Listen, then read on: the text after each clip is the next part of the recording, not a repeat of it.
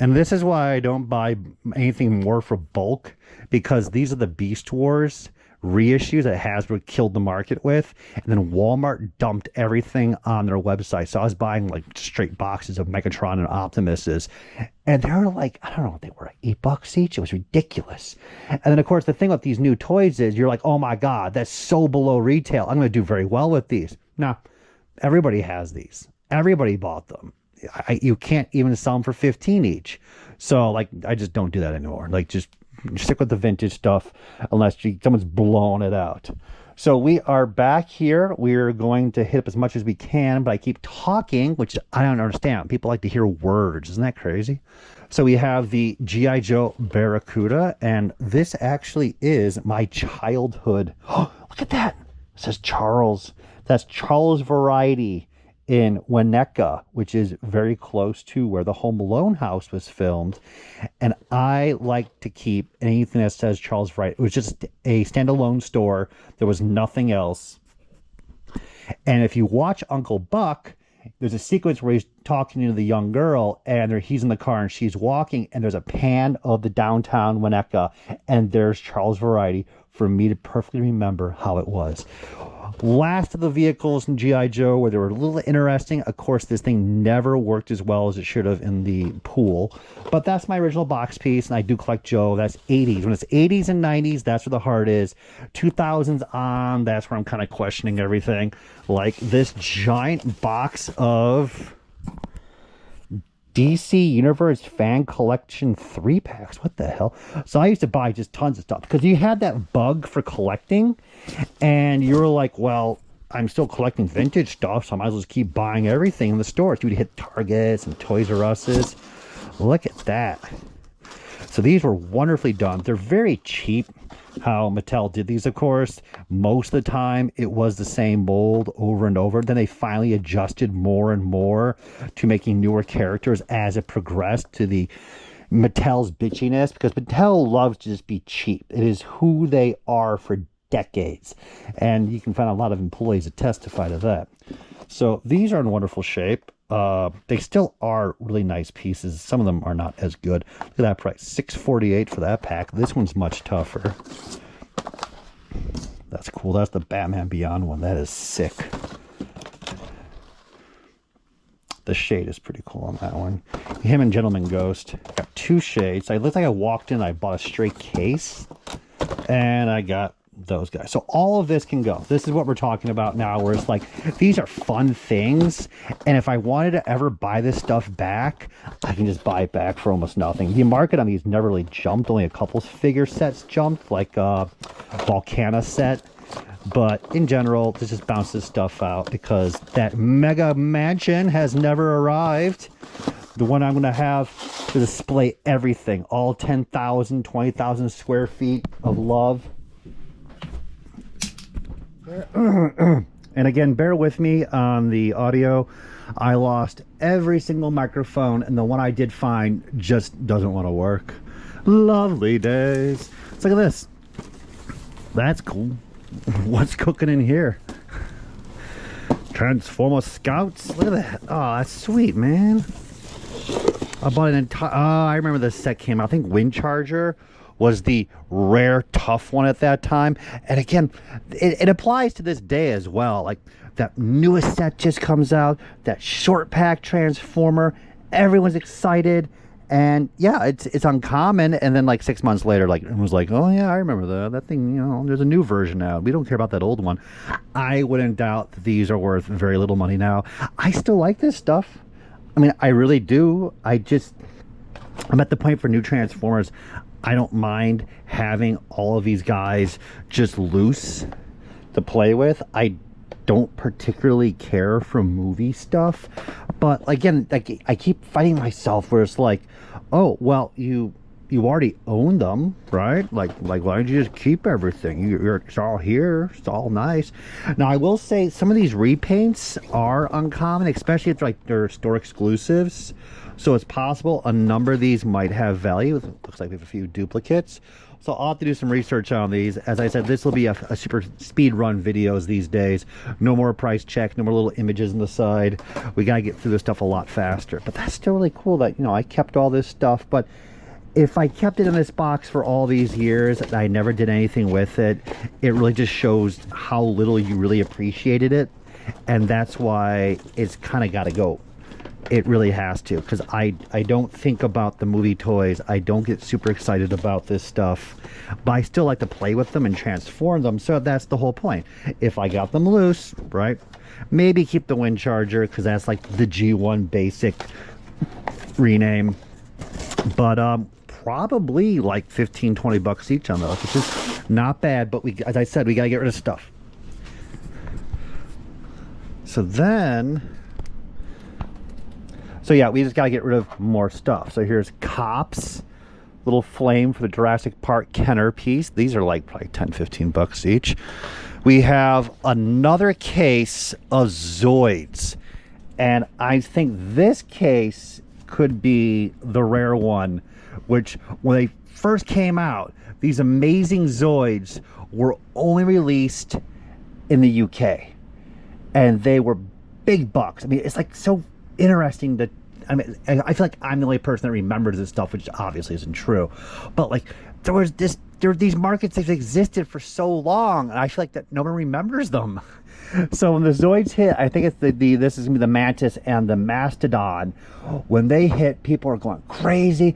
They were paying like $200 each for them, and then of course more and more finally did show up. They just tanked the whole market, but then all dried up. So I'm really curious if this, and I think it is 4 in here, this might be a sealed case of them. I have no idea what the market's worth these days, and to be honest with you, do I really need a sealed case of them? I already have them opened up as well. So I think the market probably is still down on that stuff. I don't even know what's in this box. I've been walking by this for so long since we moved into this new house that I just, oh, I want to get this box so bad.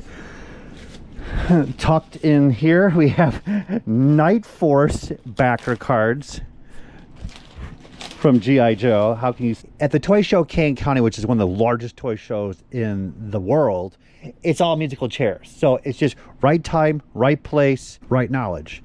And I walked up to a guy just the last moments of this last show, and he was holding a whole bunch of these backer cards, and I was like, damn it, because you know he was paying like $5 each. But these are all I think these are mostly first series. That $6. Damn, prices were so fair back then. Not all of them though. Like Transformers were like $13 each for 1985 G1 cars, and that was pretty damn pricey back then. So we have Castle Zendo. Now we're getting a little more. Oh my, no, come on, man. I mean, it's a happy no. There's a Rattler with a wild weasel just chilling here. I didn't even know it was here the whole time. And yeah, right there is my own personal one that I built when I went through all the G.I. Joe stuff.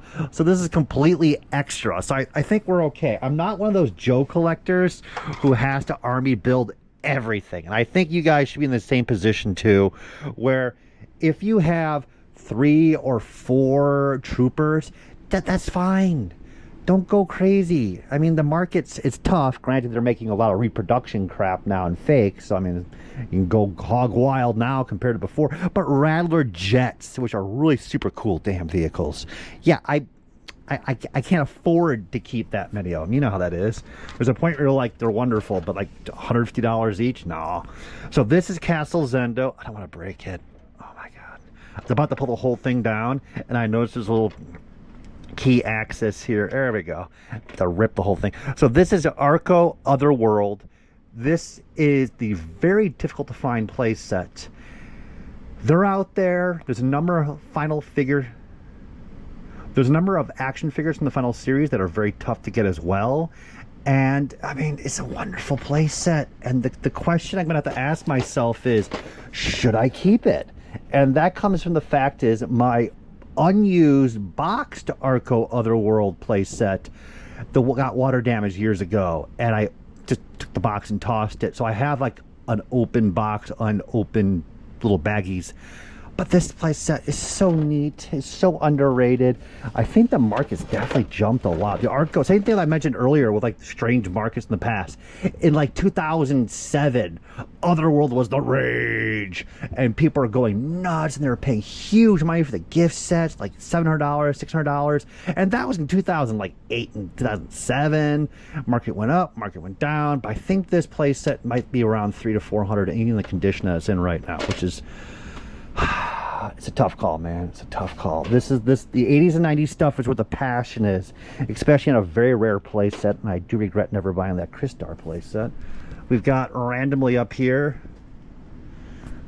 I like Battle Droids a lot. I always liked them since the first movie came out, but it's back to the basics, man.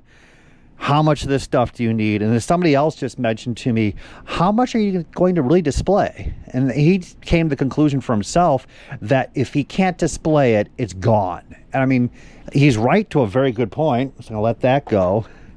We all have our dreams, but I keep meeting a lot of people who keep imagining, just as I always keep saying too, like, oh, don't worry, I'm going to pack it all away. We're going to get this gigantic... No, you're not. Especially in this economy with those overpriced houses. So we have... Let me get Bolgard. That's kind of a sweet name. That is a type of Ankylosaurus. Oh man, Z blocks are not the most interesting for me. This is where they had a basic structure underneath that was just blocks that you attached all the pieces to. It made it more flexible, more action figure-y type that you can play with them better. So I actually take that back. Z blocks are very interesting in general about that, but they're not like your original basic Zoids. You can recombine them. I mean, they are still a lovely aspect of the Zoid line. And this isn't big bucks, but I'm going to keep all the Zoid stuff like this. That's totally A-okay in my book.